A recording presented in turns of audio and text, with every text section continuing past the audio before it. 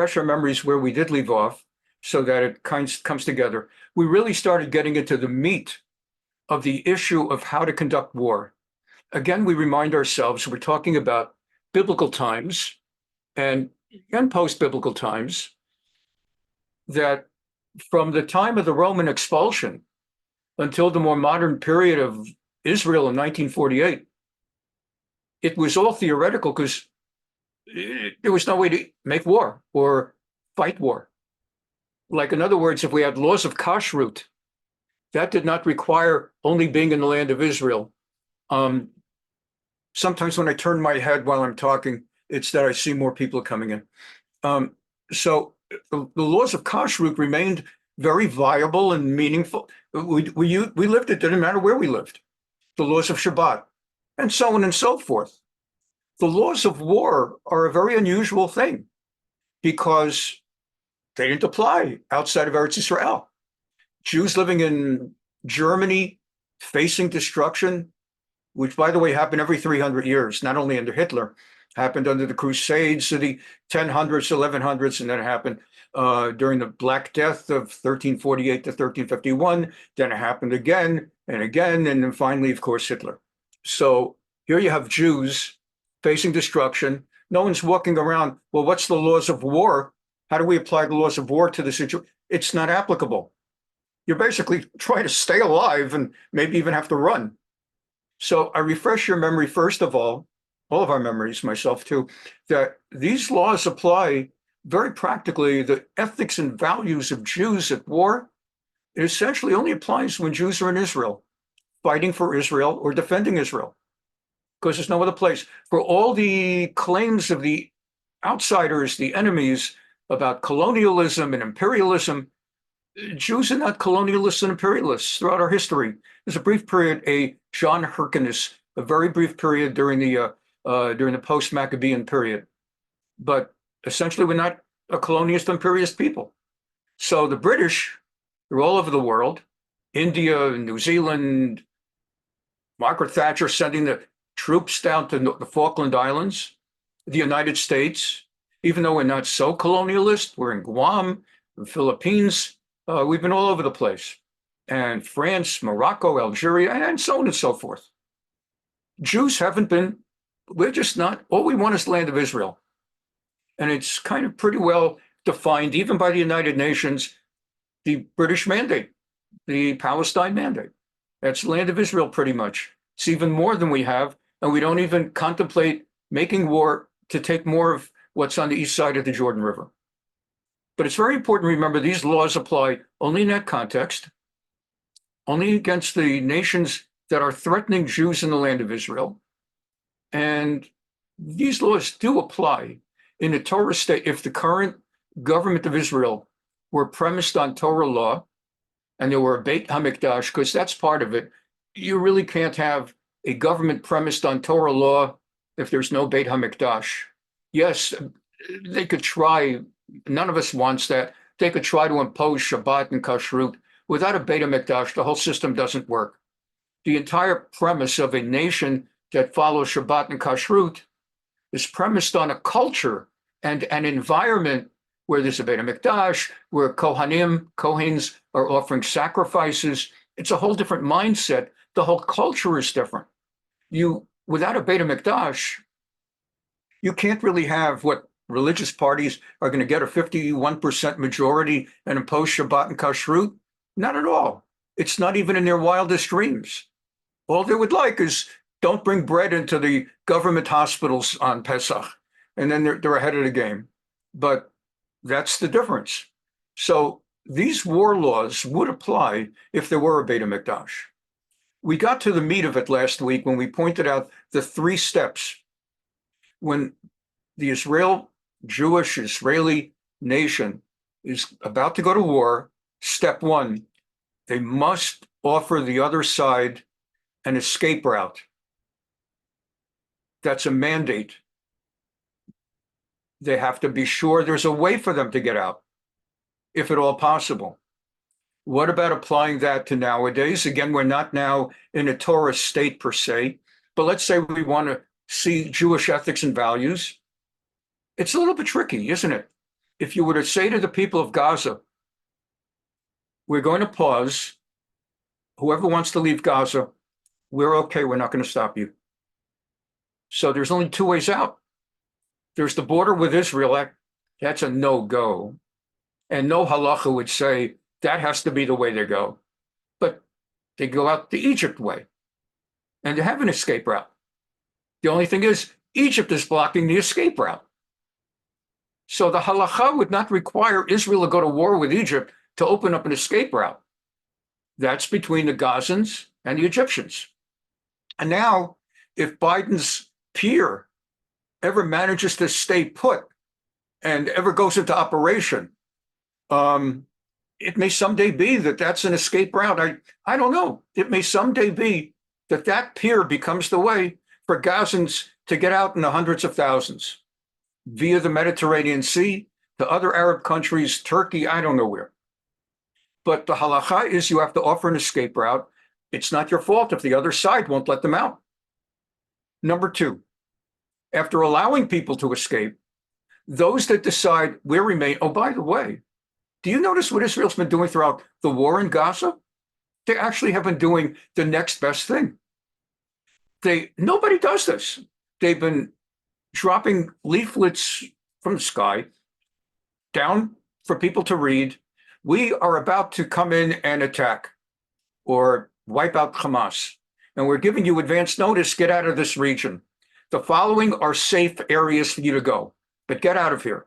Secondly, they make these quasi-bombs, not destructive bombs, but bombs that give a good shake to a house. We had one or two shakes today in our house. Give a good shake. They drop the bomb on the roof, and it doesn't really explode. It makes like a little bit of a noise and a little bit of like a soft earthquake. Nothing serious, wouldn't knock any pictures off the wall. And the Arabs know that means the Israeli Air Force is coming to attack soon. We better get out. So they give a second warning. And they're doing it. Why would they want to bomb a building with all these residents, civilians? Because they've already determined from intelligence that there's all these Hamas leaders and Hamas weapons in that particular building. So it's got to go. But they give up some of the element of surprise. And they've been doing that. And then most famously, they make phone calls. You know how in today's world, the government, if it wants, can call everybody in that polity, in that region. For example, when Edison, the electric company, is about to do an outage for a day or two, they're going to be working on the electric lines. We get a phone call. They don't have some person at Edison dialing my number. They call every single person at one time, robocalls deluxe to everybody in our region. There's going to be an outage. Or God forbid, when there have been really scary fires in Southern California, as amongst the other places. Likewise, phone calls to everybody. Here's where the fires are taking place. If you live in the following places, get out, da-da-da-da-da. Israel has a system, seriously. You don't read about it in the papers. They make the phone call, the robocalls. Every Arab in Gaza gets the call. It's not like a little maskira, a secretary making phone calls. Every Arab gets the phone call from the Israeli army, we're coming in. So they're told by telephone and by text messaging. As you know all too well, unless you somehow get them to stop, people will send text messages. Companies will send unsolicited text messages to everybody they can get their hands on. So there's the phone calls, text messages, there's the small little bombs, and there's the leaflets.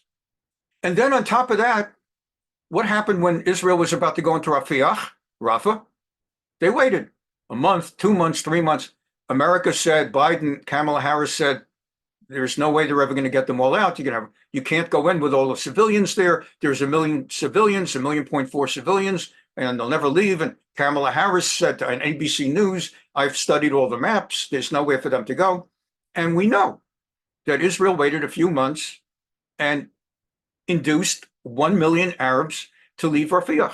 It's something like 70% of the population already has left. So this actually, whether they're doing it because of halakhah or because it's part of the Jewish ethic, or because they don't want to get America angry. This actually is the Jewish ethic, that before you even go into the war, you have to let people get out, tell people to get out, and facilitate their getting out. Does not mean you have to send down army troops to hold them by the hand and take them out, but you have to facilitate it and give them an idea where to go. So we're actually watching that happen.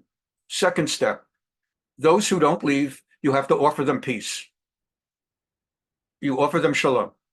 And those who accept peace, you're not allowed to further attack them, but they've got to get out of the way, right? You can't basically say, I'm accepting your peace and I'm going to hide in the Hamas tunnel, so I dare you to bomb the tunnel. And then the third part is, for the remainder of the people, they say, we're not leaving, we're not making peace, we're making war. And then Rambam brings the Torah and the Talmud and the oral law, then you go to war. And you really go to war. And then the other thing we learned, which is a little bit surprising based on a little bit of what we had been learning till then, there were 7 nations of the Canaanite nations, of which the Torah tells us in Perek Chaf, chapter 20 of Sefer Devarim, book of Deuteronomy, that when we will enter the land of Israel, we're to drive out these 7 nations and basically kill them all and wipe them out. And the substance implies that it's absolutely no one gets left behind. Something very similar to Amalek. But it turns out, Rambam brought out at the very end of class last week, Rambam cites the pasuk in Yehoshua, in the book of Joshua, where Joshua talks about, the text talks about, that when Joshua came in to knock out the nations, he says it was a blessing from God that God hardened their hearts and they refused to make peace. And Rambam picks up on that. Others do also, but Rambam is what we're learning. And Rambam brings out, he says, who cares? Why would we care whether God hardened their hearts to refuse to make peace? With Pharaoh in Egypt, Paro in Egypt, that was about hardening his heart. Something of historic proportions was going to unfold, and it was almost necessary for the purposes of an eternal memory for the Jewish people of how God took us out from slavery and brought us into the promised land, that there would be 10 plagues. And for 10 plagues, God was not going to just plague mercilessly. For each one, it was a matter of Pharaoh having his heart hardened, Vayechasak Hashem lev Paro. And with a hard heart, he refused to let the people go, therefore another plague. And he said, okay, I'll let you go. And then his heart was hardened, and so there was another plague, etc., culminating in the Sea of Reeds, Kriyat Yamsuf, the Red Sea. But the question becomes, as Rambam's raising and Yehoshua's commenting, why, if we've got a carte blanche from the Torah to just exterminate, wipe them all out? I don't really like to use the word exterminate. That's kind of used for bugs and insects, and we're talking about human beings, so eradicate. If we're told essentially to eradicate these 7 tribes or nations, what do we care whether God hardened their hearts that they wouldn't make peace? We don't need them to make peace. We've been told to eradicate them. And Rambam infers, and others infer as well, that even with the 7 nations, we're not allowed to kill them out without first giving them a chance to make peace. And what do you do if they make peace? Then you're stuck. Then you have a real challenge, because you've got to have them accepting also what we learned from Rambam. In that case, they have to accept Jewish sovereignty over the land.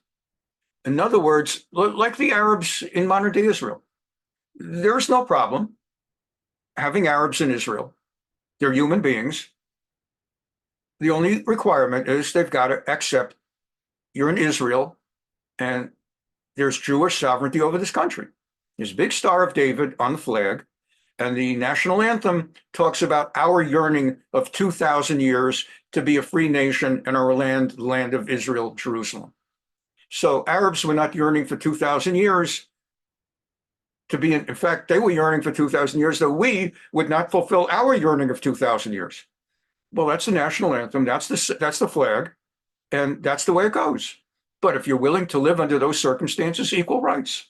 You can have, you get equal access to jobs, you can get on the Supreme Court, you could be a judge, you could be in the Knesset, not only in an Arab party, you could serve in parties, you work your way up in the Labor Party. Likud always would have one Arab somewhere. you can have that. You get government assistance, and the most important one in my mind that gives a lie to all this talk of apartheid and everything. Israel has a kitzvat yeladim. They give they send a check every month. Maybe now it's done electronically by deposit that way. But Israel gives a payment every month to every family for every child they have of child age, not when the child's 70 years old. But they're encouraged to have children, and everybody gets, if you have 2 children, you get this much. If you have 3 children, you get more. If you have 4 children, you have more. You might think that they would not be sending that to the Arab Muslims in Israel. In other words, you would think, well, they're giving them all the other equal rights, but for God's sakes, we're not going to pay them to have children. Yeah, they do. They send money to Arabs for every child they have. Mazel tov. Maybe they don't prefer that Arabs outnumber Jews, but that's part of this idea of equality. And so the state of Israel, in certain ways, reflects a multi-millennium ethic and value of the Jewish people. That we don't kill people, and we give them a way out, and we don't like to go to war. But if it's a Muhammad mitzvah, if it's a commanded war, specifically 7 nations that don't exist anymore today, no one knows who they are, or if it's a war, the only other kind of commanded war, Muhammad mitzvah, is when a group like Hamas invades and attacks us. Then it becomes a commanded war to fight back. And even then, all those rules apply. We continue. So the question arose at the end, what's the deal with Givon, the Gibeonites?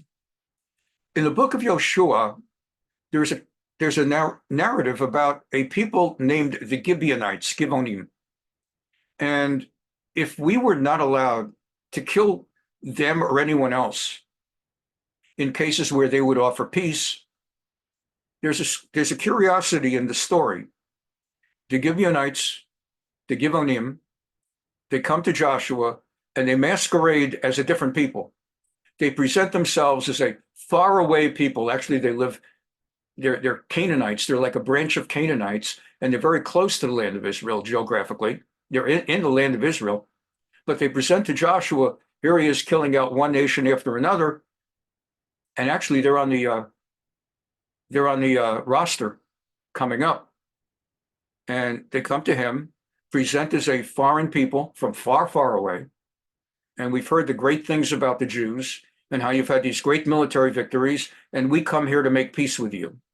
And Joshua entered into a covenant, a permanent covenant with them, not knowing they were Canaanites from the 7 nations, thinking they were indeed foreign travelers from God knows where. And so Rambam asks, or addresses the implied question, if Jews were not allowed to go to war against the people without first offering them peace, why would the Gibeonites have to go through all of this charade? They want peace. They're willing to allow Jewish sovereignty.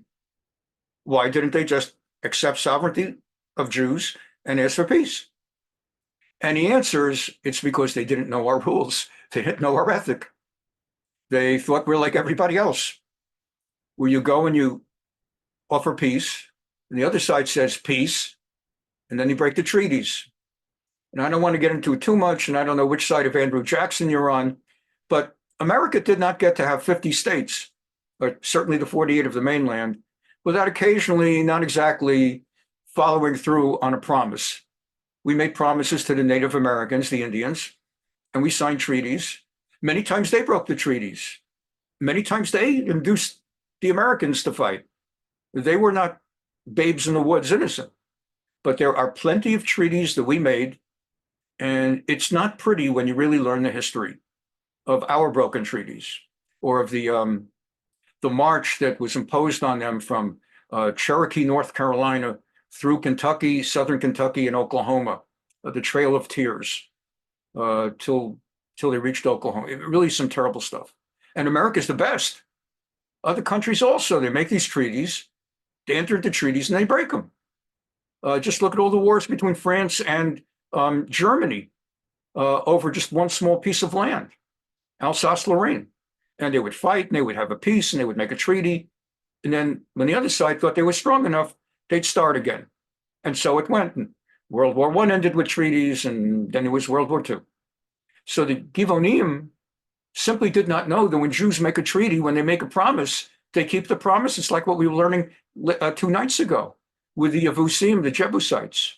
Abraham made a promise to Avimelech thousands of years earlier, and Jews, until the time of King David, were not allowed essentially to go and remove the Jebusites from Yerushalayim, because that covenant was still in effect. And we couldn't just come and say, well, we don't recognize it anymore. Let's take a look at that text. We did not do that last week. Again, thanks for being here, and let's take a look at some text. Okay, let's optimize, and here we go.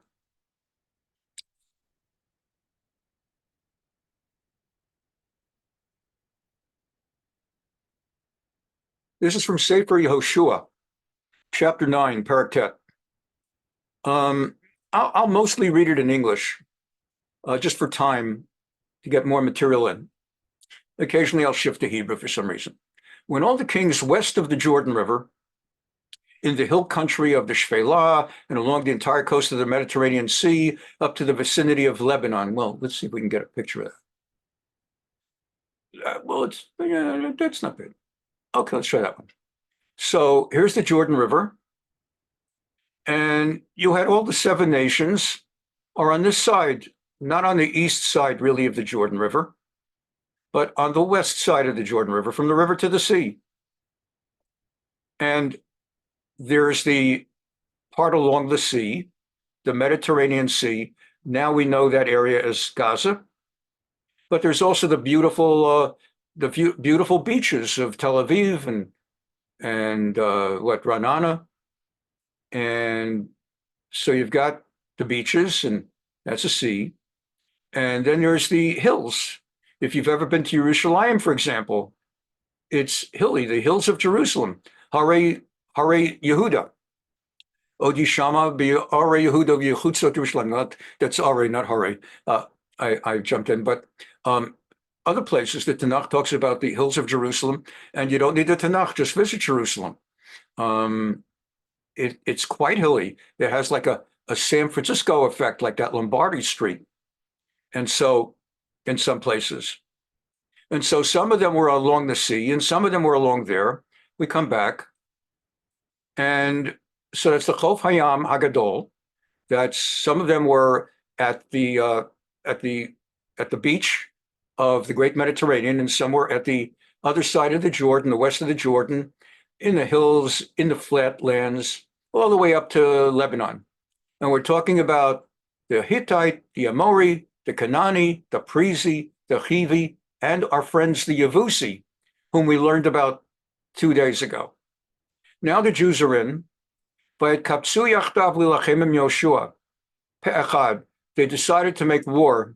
They knew that the Jews are coming in for the purpose of liberating the land and realizing the inheritance that God gave Abraham for his offspring.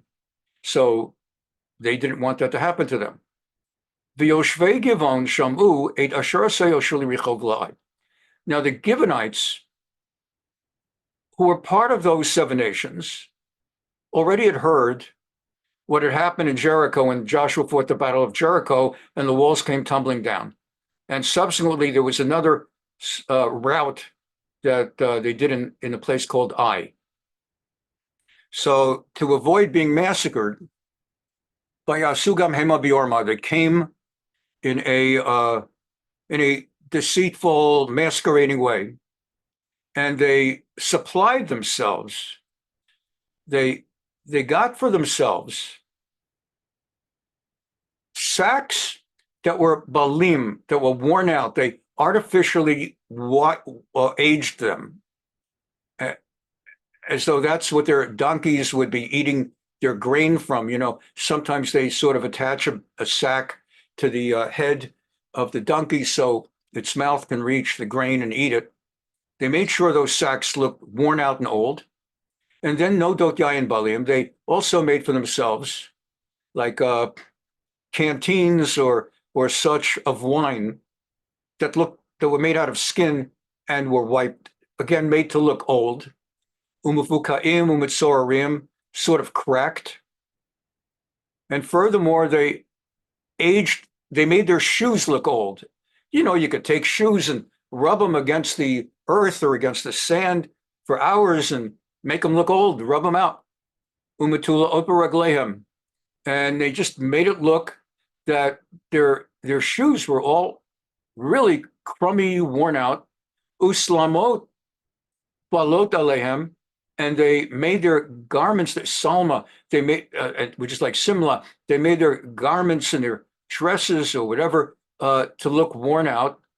The kolechem tsedam yavesh hayanikudim. They even made the bread with which they arrived look like old dry bread. How do you do that? I don't know. You take fresh bread and for a couple of days leave it out in the sun,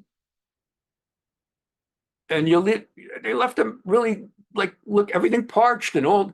And then they come to Yoshua in the Gilgal and they say to him, "We come from a distant land and we'd like to make a pact, a covenant. Atakir tulanu brit." We've learned brit means a covenant. And so Vayomru ish Yisrael alachivi ulai b'kirbiyato yishevech echrot chabrit. The Jews were initially a little bit skeptical. Are you part of the local population here? We can't make a covenant with you guys. And they said, no, avadecha nachnu. No, we are your humble servants. And Joshua said, mi atem umei ayin tavo. Who exactly are you? And where are you from? Vayomer elav me'eretz rechokam ma'od banu avadecha. We, your humble servants, have come from a place far, far away. Kishamanu shamo v'yatkol asher asavim, that we've heard what happened, your God did to the Egyptians and what he did to the two kings of the Amorites on the eastern part of the Jordan, what we learn in the Torah about Sichon, the king of Heshbon, and Og, the king of Bashan. And they continue.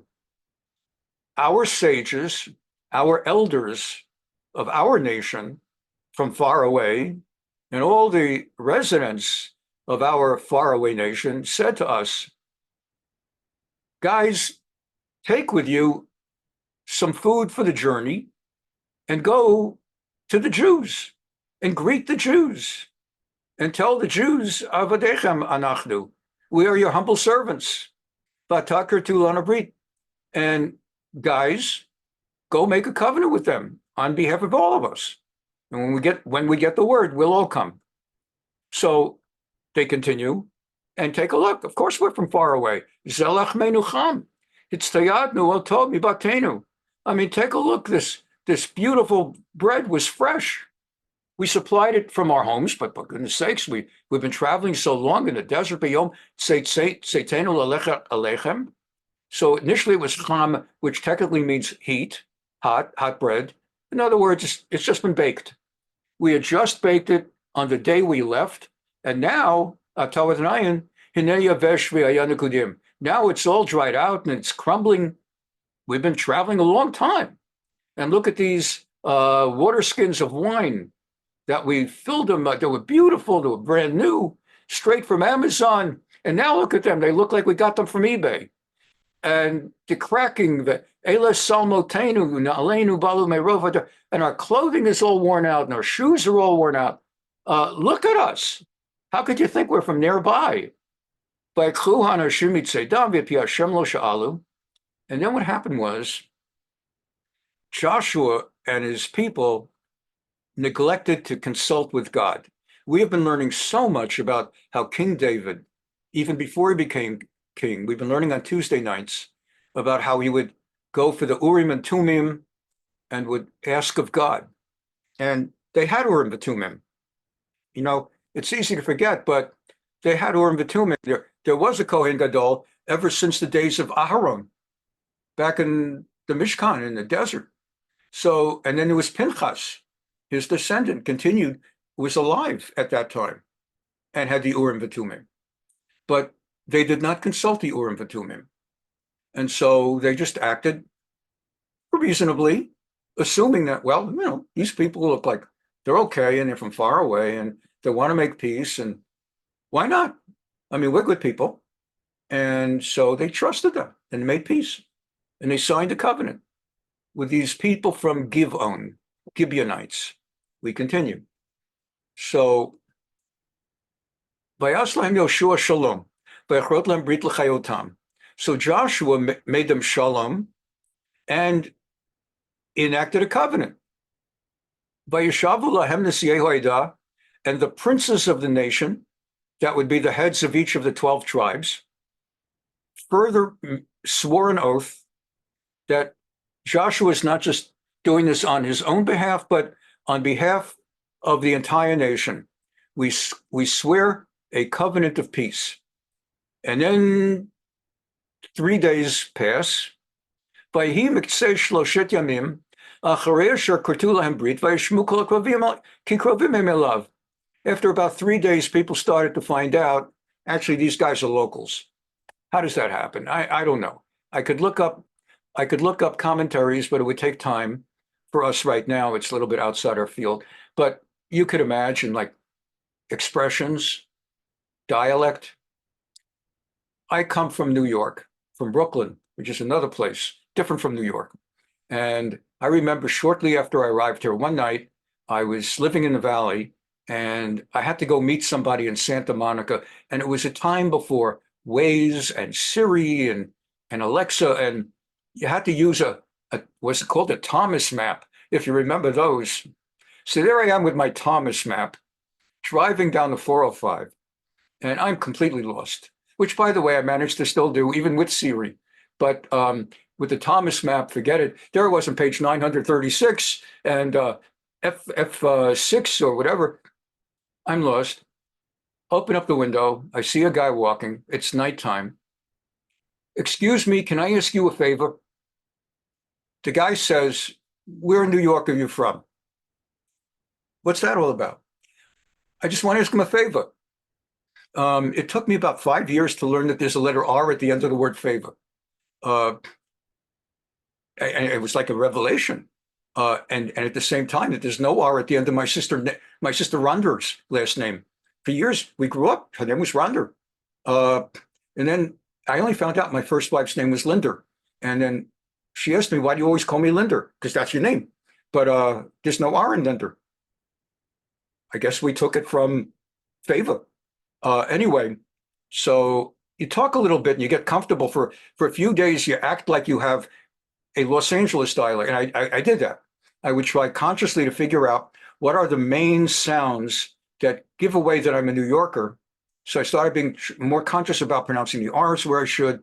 And there's that just like in Hebrew, Sephardic, Ashkenazi, or on the commas underneath the aleph. So it's the same way. Is it coffee or is it coffee?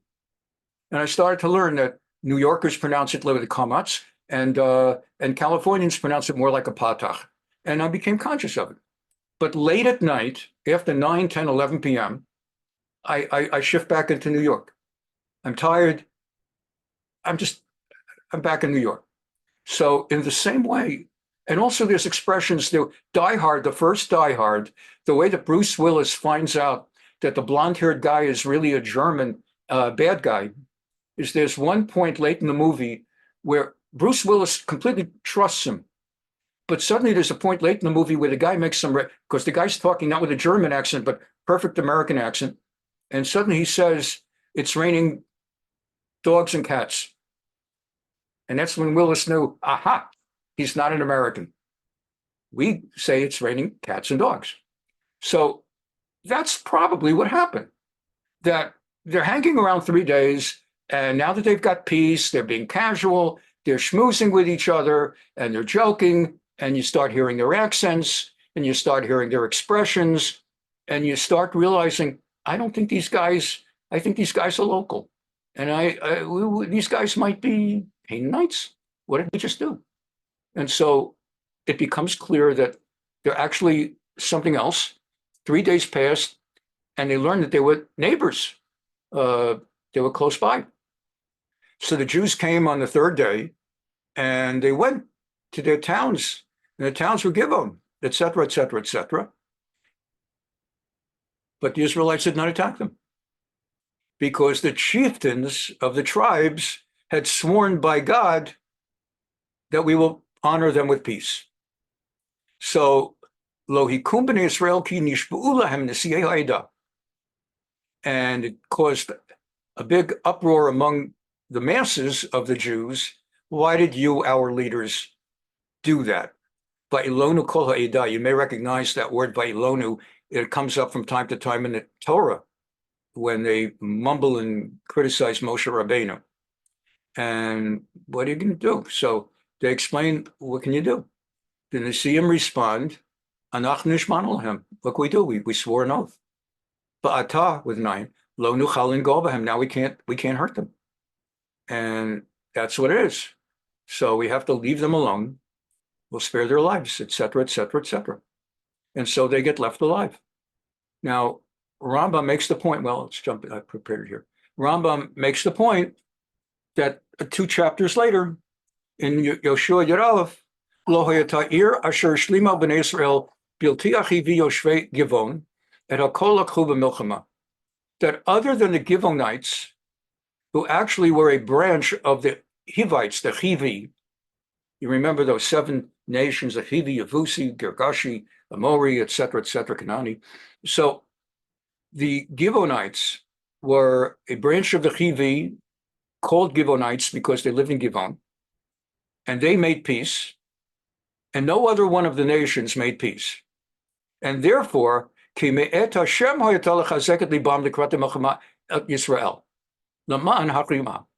it was from God that their hearts became hardened to make war in order to give Israel a proper, not only justification, but halakhic validation to kill them. This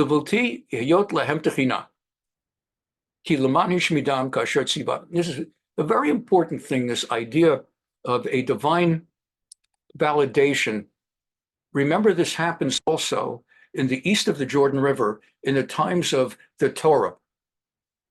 There were 2 nations we were never allowed, by God's command, we were never allowed to attack Moab or Ammon, the Moabites or the Ammonites. Why not? First of all, let's get a picture of where they're located again. Just take a moment and we'll come right back. So they weren't allowed to attack Moab and Ammon. Let's get a good one with this. Okay, I think that's good. Good. So here you've got Israel. Forget about right now the division that's going to happen in Melachim Bet, 2 Kings. And here's Eretz Yisrael. There's the Jordan River. And there's Moab. And there's Ammon.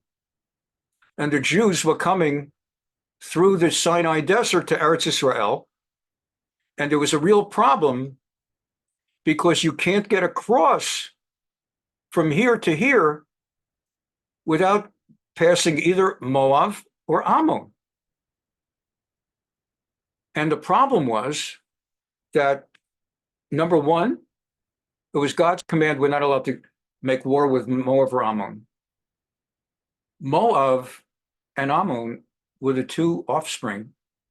If you remember the story of Lot, Abraham's nephew, fleeing from Sodom when God rained brimstone and fire on Sodom and Amorah, and it was all destroyed, but God's angels, they saved Lot.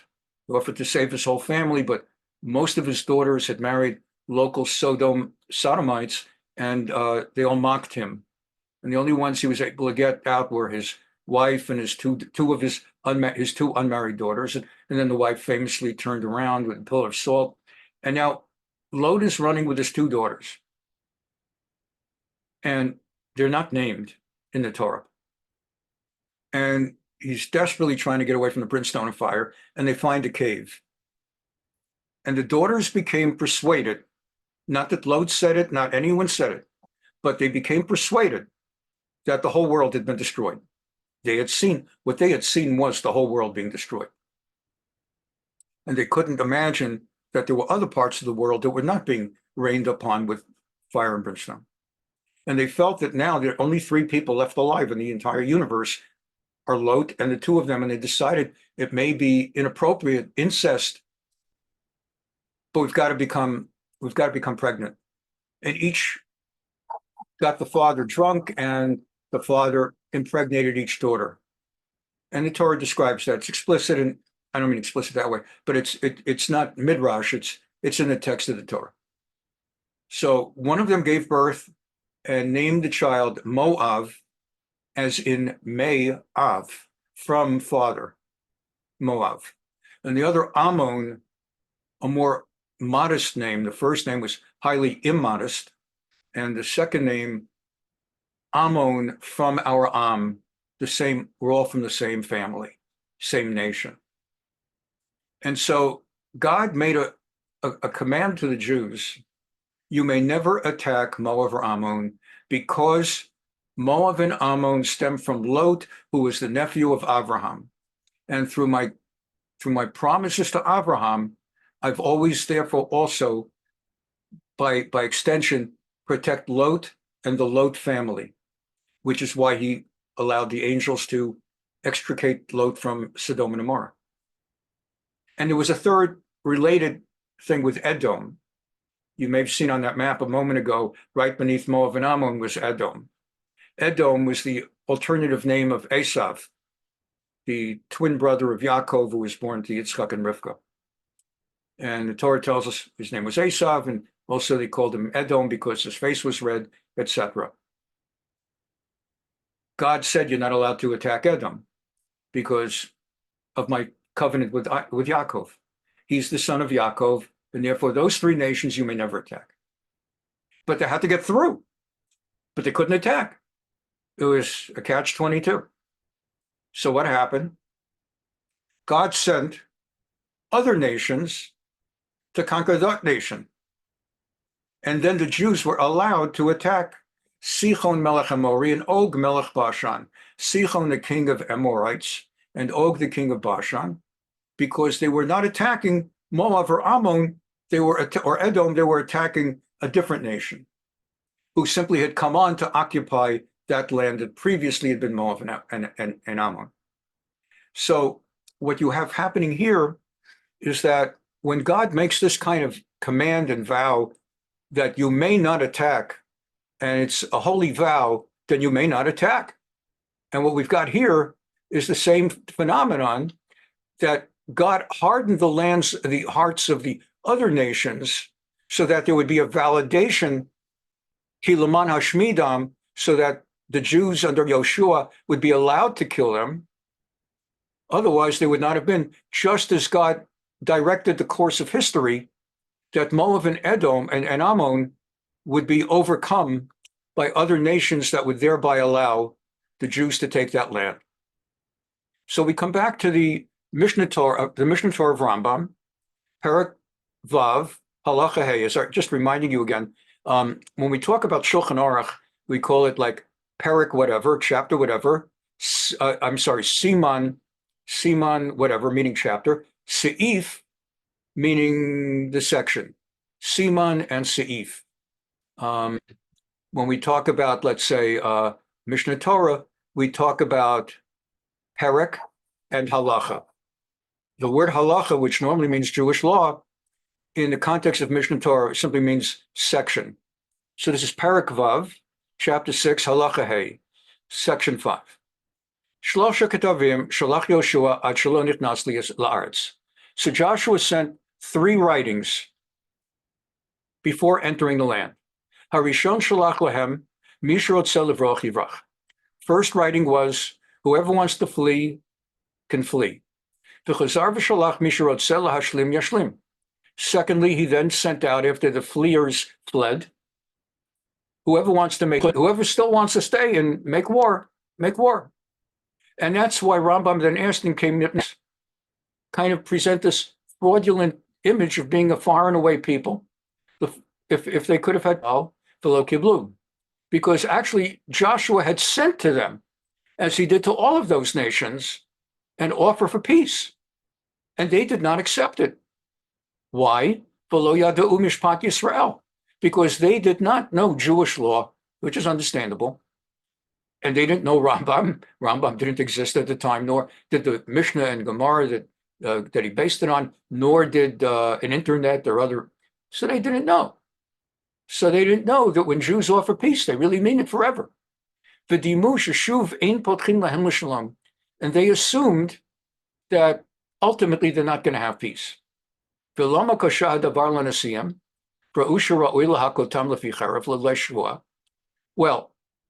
Rambam goes on, we didn't mention this last week, the princes of the tribes who did make peace. So for goodness sakes, once they found out that they'd been hoodwinked, why didn't they, and which meant which meant realize that these people, these Gibeonites, are not far away people, but in fact are people who merit being slaughtered. That's what it means for by sword. If it had not been for the oath, so why did they go along with it? Why didn't they just say, okay, it was a false deal? In American contract law, we talk about situation where there's a mistake, a foundational mistake in the making of a contract. The reason they did not kill them, even though it turned out that they actually were appropriate to kill, was because they made a covenant. The Torah had said explicitly, do not make a covenant with any of those nations.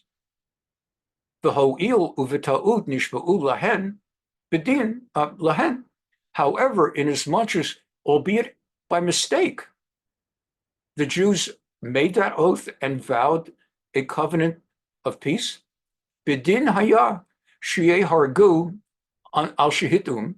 On the one hand, technically, under the law of Judaism, no different from the state laws of contract, technically, it still would have been permitted to kill them because they forced a ta'ut, a mistake, deliberately. However, lulei chilul Hashem, they did not break the oath that they entered into under false circumstances because of chilul Hashem. Wow. So what does this mean? For some of us, it's a new term. For others of us, it's not a new term, but it's an incredible application. Chilul Hashem, in short, means not to do something that would disgrace the name of the God of Israel. Hashem, we refer to God as Hashem in general parlance because we're not allowed to refer to God by his name. We're not even allowed to refer to God in general by one of the pronouns for God's name, like the word, the actual word of Elohim or Aleph Dalet Nun. You forget about God's actual name. Even the pronouns, Elohim, which means God, or Ado, which means Lord, not even supposed to say them. We have to say them in a changed way. You're allowed to say the word if you're teaching Torah. So just so I'm clear, you're allowed to say Elohim instead of Elohim. Otherwise, it's not supposed to say that with the hey. You have to say Elohim. And instead of saying Adonai, we're supposed to say Hashem. We're not supposed to needlessly say the other. So that we call God Hashem, which actually means the Shem, name. When you refer to Baruch Hashem, what we're actually saying is, blessed is the name. Hashem did me a great kindness. What you're really saying is, not God did me a great kindness. You're saying the name did me a great kindness. Oh, I pray to Hashem I pray to the name every day. So the name is so holy.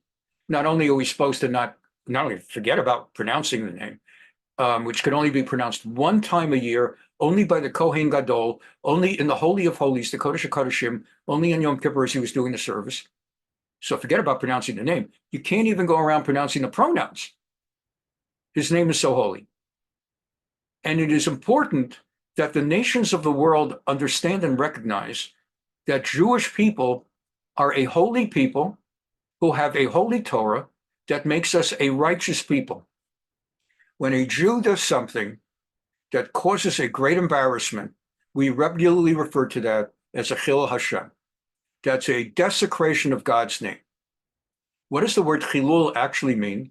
Chilul actually means a vacuum, an empty space. In Hebrew, modern day Hebrew, when they talk street Hebrew or newspapers, and they refer to space shots into the outer space, it's referred to the halal. It's a space shot, it's the halal. Outer space is the halal. Chilul is an open space, is an empty space. A Chilul Hashem is you have a place where God's name dominates the whole universe, omnipresent, hamakom, and suddenly by someone doing something terrible, he creates a Chilul Hashem. He sort of removes the power and the awe, AWE, of God's name. And this is actually what we refer to. It's why it drives us crazy. I'm sure it drives many of you crazy when there's a newspaper report, not this Gaza stuff. For those of us that know what's what, that's no Chilul Hashem. We know what's going on. We know why it's going on. I don't want to get into that politics. But when we read about a Jew involved in a financial crime, which seems to happen every 3-4 years, oh boy, that's a Chilul Hashem. And it opens the world for other people to say, there's the Jews. You know, the Jews and money sooner or later. And so when we pick up a paper and we hear, and you're allowed to say the guy's name because it became public and everything like that, it's not Lashon Haaretz. But like when everybody hears about Bernie Madoff, it's like, oh my God, we're going to be explaining this for the next 6 months. That's a Chilul Hashem, maybe the next 6 years. And it doesn't even help to tell people, guess what? He also stole money. He also bankrupted Sandy Koufax and Hadassah Hospital and the American Jewish Congress and Yeshiva University and Elie Wiesel. I mean, he did more damage to the most important Jews of the generation. Doesn't help. Chilul Hashem. And when Jews come out and, I mean, actually Karl Marx was not really Jewish. He was born to Jewish parents who had converted to Protestantism. He was reared as a Protestant, but quickly became an atheist, etc. But you know how he paid to this day. It's a Chilul Hashem, even though he's not Jewish. And Leon Trotsky in the Ukraine, or then it was called the Ukraine, now it's Ukraine. In the Ukraine in the 1920s, 1930s, the gold, I believe it's called the Golodor or the Golomor, the Holodomor, millions of Ukrainians died of starvation. Stalin had one of his 5-year plans to collectivize all the farms and it's going to feed all the people. And anyway, it was like all of his 5-year plans, a disaster, and millions of Ukrainians died. And one of the main guys in charge of overseeing that project was Trotsky. So the Ukrainians were anti-Semitic to begin with. Throw in Trotsky as the guy who was the point man that resulted in the starvation of millions of Ukrainians. Next thing you knew, 20 years later, during World War II, when the Nazis went in with the Einsatzgruppen and into Ukraine, you had no shortage of Ukrainians, non-German Ukrainians, lining up and volunteering to shoot Jews also. It's all part of Chilul Hashem. And it goes on, but I don't want to get into the politics of some of the Jews now involved in politics that also cause Chilul Hashem, but it's more of a class than politics per se, politics on Sunday. But that's this idea. And in the Siyei Ha'edah, the princes of the Shvatim, of the tribes, basically consulted and decided we really should kill them. And we're allowed to kill them. And the covenant was made under falsification and mistake. But it'll be a Chilul Hashem. People around will say the Jews don't keep their word. The Jews actually are like all the other nations. They make a promise of peace. The people come in and drop their weapons, and then they slaughter them. Therefore, we have to let them live. We gave them our word. So we're kind of wrapping up for today. Let's just wrap it up a little bit. So that was that halakhah. And just to touch a little bit of the next one. Ammon u'Moav ein shochin lehem l'shalom. And we'll do this more next week. I already prepared you by telling you about Ammon and Moab, the descendants of the 2 children born to Lot after the destruction of Sodom and Gomorrah. What happened? We later came on that journey that I showed that I showed you on the map. We came on a journey to the land of Israel, and initially we encountered the lands of Ammon and Moab before they were conquered. And we asked for permission to go through. And they would not let us go through. And because, and then like Sichon and Og, they would not let us go through. They came to make war. I'll take your question in a moment, Jen. And so they came to make war. And because of that, we were commanded later that we may never make peace. I'm sorry, we may never let them come into the nation. We can't make peace with them, can't kill them. It's like both sides cannot slaughter them because they're the descendants of Lot, but you're not allowed to make peace with them, and you're not allowed to seek their welfare. And Amru Chachamim lefi shenemar v'karate leha l'shalom. So the sages ask, inasmuch as the Torah says, and we learned tonight's class, you must first offer peace. Yachol Ammon and Moab came. So what if Ammon and Moab also offer peace? Talmud lomar lo tidrosh shalomam v'tovatam. So the Torah says you're not even allowed to offer them peace, not to kill them, but you're not allowed to extend to them the opportunity to say, we would like to make peace. And this, by the way, as we close now, I'll take Jan's question in a moment. This, by the way, gets into the one other thing, which is we're not supposed to take them as converts to Judaism. When somebody wants to convert to Judaism, we make sure that they're eligible, that they're not psychologically troubled. We go through a preliminary process. Someone who's psychologically troubled and thinks that's going to solve all of his or her problems, but 3 months later is going to become a Buddhist. We want to be sure we've got a stable person. We do a little bit of preliminary stuff. But after the preliminary stuff, pretty much anybody can convert to Judaism, including Arab Muslims, of course, anybody. However, when it comes to Moab and Ammon, they don't exist nowadays. We don't know who they are. But we were not allowed to take them as converts. So people ask,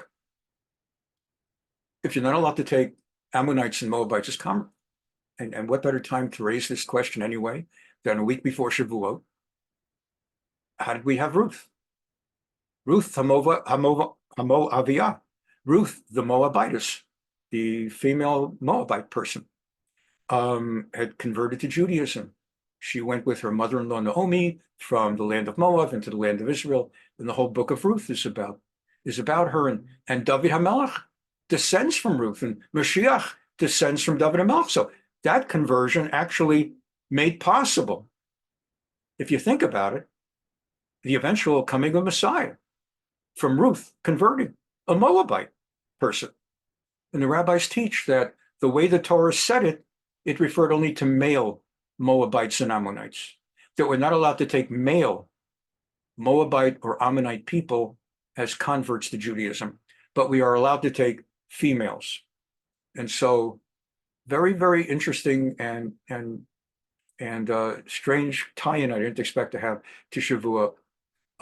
We won't be meeting next week on Tuesday night and Thursday night because of Shavuot. Shavuot is Tuesday night, Wednesday night, Thursday. And so that'll preclude those classes. I'll be sending out emails that'll remind you Sunday afternoon and Monday afternoon, you'll be getting reminder emails. And we'll resume, God willing, the following week. However, this Sunday, God willing, we will be doing a weekly Sunday, and there'll be, although it'll be some of the usual, there'll be a very, very heavy focus on the idea that this week was Yom Yerushalayim. So we'll be kind of making a big chunk of Sunday's program Jerusalem related as well. Thank you so very, very much for being here and for spending this important time with me. Janet, you have a question. Anyone who has to run, feel free to run. Janet, go ahead. What's your question? I am so confused. Okay, you say it's a Torah command to wipe out those 7. And you say Givonim were actually Kanani. So how does a command from the sages of, I could see allowing the flee, because that's wiping them from the land. But how does the sages declaration outweigh a Torah command that go and make peace with any of those, supersede a Torah command? Oh, so I mentioned, actually, very good question. And I mentioned last week that that's part of the oral law, the Torah Ba'al Peh. I had given that, you may recall, I actually went into a little bit of a segue about how the Torah Ba'al Peh amplifies and clarifies things in the Torah Shebechtav, the written Torah. And I even gave examples of how the written Torah says you should sound an instrument on Rosh Hashanah, but it doesn't say which one. But Torah Sheba'al Peh says it's a ram's horn, and the written Torah says you're supposed to have a Priyetz Hadar, a goodly fruit on Sukkot, doesn't spell out which one. And the Torah Sheba'al Peh, the oral law, teaches that it's an etrog, a citron. And I gave a few examples, also the laws of kashrut, that the Torah Shebechtav, the written Torah, tells us about certain animals we're not allowed to eat, and the requirement that fish have fins and scales, but it certainly does not discuss things like slaughtering the animals and things like that. And the laws of Shechita were given to Moshe during the 40 days and nights he was up on Mount Sinai, Torah Sheba'al Peh, the oral law. And excellent question. That was Torah Sheba'al Peh. It still is very confusing and confounding, because the second half of that is you shall wipe them from the land. If they don't want to make peace. It's like what you're looking at right now. It's like what you're looking at right now today in Gaza, where Israel offered them to leave and 1 million left. Israel is offering the rest of them to make peace, and you've got Hamas shooting all over Rafiah. It is what it is. Actually, you don't even need Torah for that. It makes perfect sense. So the Torah Sheba'al Peh adds that wipe them from the land. The second part of, or the third part of that, is if they don't want to make peace. That is correct. And we further inferred from the pasuk, the verse that I read in Yehoshua, Joshua, where it said that it was kind of God in a way that he hardened their hearts, so then that we could make the war to liberate and inherit the land of Israel. A final word, because since this came up, I didn't expect it to, but a final word, just to clarify. Some of us don't really realize it, but Shavuot, that's coming next week. Actually, when we talk about Matan Torah, Matan Torah, the time that God gave us the Torah, most people, when I was a kid, even I, assumed like that's when we got the Chumash, the five, not in a codex form, but the scroll. That's not what we commemorate on Shavuot next week. We commemorate the oral law. Zman Matan Toratenu, the time of getting the oral law. When Moshe Rabbeinu went up to Har Sinai and spent 40 days and 40 nights with being taught by God the oral law, he came down. We still did not have the written law. And the written law, according to the Gemara, I believe it's in Baba Basra, over the course of, there are two rabbinic opinions. One opinion is, after every series of events, God would tell Moshe, okay, pause, and I'm going to dictate to you word for word, take dictation word for word, and write it on parchment, etc. And now, okay, we're up to date. And then after another certain period of time, God would say, okay, stop. I have more to dictate. After more things unfolded. Okay, let's leave that open. And so on and so forth. That Torah Megillah Nitna, the way the Gemara calls it, that the Torah was given section by section after historic events unfolded until the last days of Moshe's life. The other opinion is Torah Kula Nitna, that God dictated the entirety of what became the 5 books of Moses, the Chumash, only at the very end of Moshe's life. In both cases, when you think about it, it makes sense. I remember being an undergrad in Columbia. I had a professor who was an atheist, a rabid atheist, an ideological atheist, and for better or worse, I was the only one in the class with a yarmulke. He had a class called History of Judaism, and I thought as a freshman, after signing up for all my required courses, there was room for me to take one elective my freshman year, that term. And I wanted to continue as a yeshiva boy, my Torah. I wasn't a rabbi yet or a rabbinic student, but I wanted to continue my Jewish learning, and I didn't know from nothing. Now I do. And I signed up for History of Judaism. I thought that'll enrich my history. And it was taught by an apikoros, an utterly anti-religious person who devoted the entire term. It was a course in every possible argument that can be made to prove that the Torah is false. And he would always, I was his guinea pig. He used to like to go after me because I wore a yarmulke. So it sort of empowered him in the eyes of the other 11 or so in the class that here I've got an Orthodox person, let him refute me.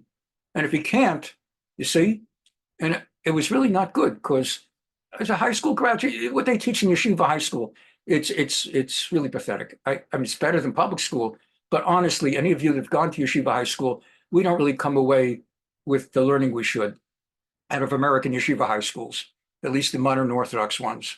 And so what he actually did, I owe him a lot.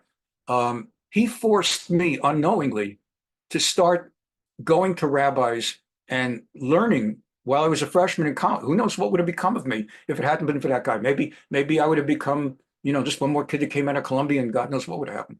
He made me intensely. He sent me on a journey to learn all the answers and responses to all of his stuff. And one of those things early in the term was, Mr. Fischer, if you believe that God gave the Torah at Mount Sinai, yeah. So let me ask you a question, Mr. Fischer. The Torah says that after Mount Sinai, Moses had an opportunity to send spies into the land of Israel to give a report on what to expect. And he personally picked 12 spies.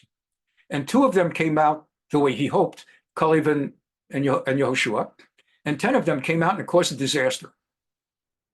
So if the Torah was given at Mount Sinai to Moses, and it listed the names of the spies that would be a disaster, why did he send those spies? And there I am, I'm just taking notes, I'm trying to get a good grade at the end of it. I don't know.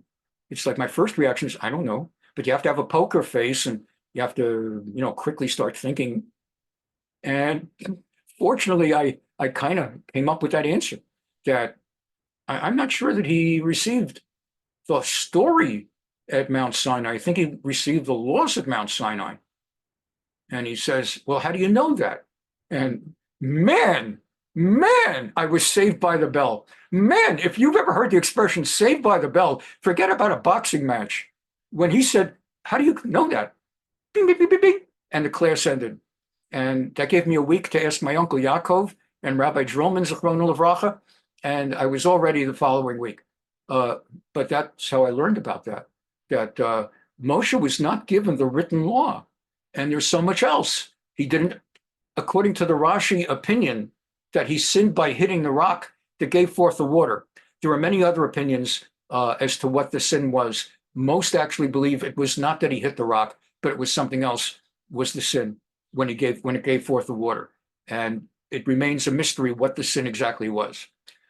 The Rashi opinion became the most famous one because Rashi is the commentator everybody learns first. But again, the question is, let's say it was because he hit the rock. So if he knew it, Mount Sinai, why did he hit the rock? He did not know those things. So on Shavuot, I wish you a wonderful Shavuot and a meaningful Shavuot when we celebrate that which makes us different from the nations, that we have the oral law, not just what the others call the Bible. And that's really the bottom line of it. Have a wonderful week, a great Shabbat. I'll see you, many of you on Sunday, and have a wonderful Shavuot. Have lots of cheesecake and blintzes. Bye.